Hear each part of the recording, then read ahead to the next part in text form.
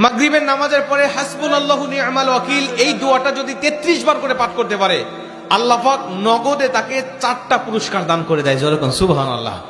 এবং এই পুরস্কারগুলো আপনি নিজের চোখে দেখতে পারবেন যে হাসবুনাল্লাহু নি'মাল ওয়াকিল এই দোয়াটা পাঠ করার কারণে আল্লাহ পাক আপনাকে কি কি বেনিফিট দান করেছে। 1 নম্বরে আল্লাহ পাক আপনার দুশ্চিন্তা, আপনার টেনশন আল্লাহ পাক দূর করে দিবে।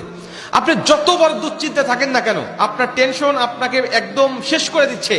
আপনি যদি হাসবুনাল্লাহু নি'মাল ওয়াকিল মানে আল্লাহ আমার জন্য যথেষ্ট, আল্লাহ আমার জন্য অভিভাবক হিসেবে যথেষ্ট, আপনি যদি দোয়া করতে পারেন, আল্লাহ পাক বলেন যে আমি আল্লাহ পাক তার টেনশন, তার দুশ্চিন্তা একেবারে দূর করে দেই। এটা হলো প্রথম নম্বর বেনিফিট।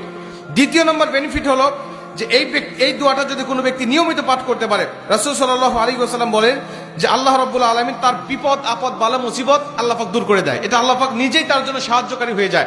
বিপদ আপদ বালা মুসিবত তার সামনে আর কিচ্ছু রাখে না।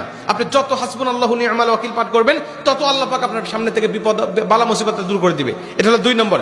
3 নম্বরে নবীজি সাল্লাল্লাহু আলাইহি ওয়াসাল্লাম বলেন যে ব্যক্তি হাসবুনাল্লাহু নি'মাল ওয়াকিল বেশি বেশি পাঠ করবে, আল্লাহ রাব্বুল আলামিন সে যদি কারোর দ্বারা জুলুম শিকার হয়ে থাকে, সে মাজলুম, তার উপরে কেউ জুলুম করেছে, তার উপরে কেউ কষ্ট দিয়েছে, তাকে এই কষ্টটা সে পেয়ে আল্লাহ পাকের কাছে হাসবুনাল্লাহু নি'মাল ওয়াকিল পাঠ করেছে, আল্লাহ পাক বলেন নিজেই আমি ওই মাজলুমের পক্ষে হয়ে যাই, জালেমের বিপক্ষে আমি আল্লাহ নিজের অবস্থানটা দাঁড় করা দেই। যেরকম সুবহানাল্লাহ।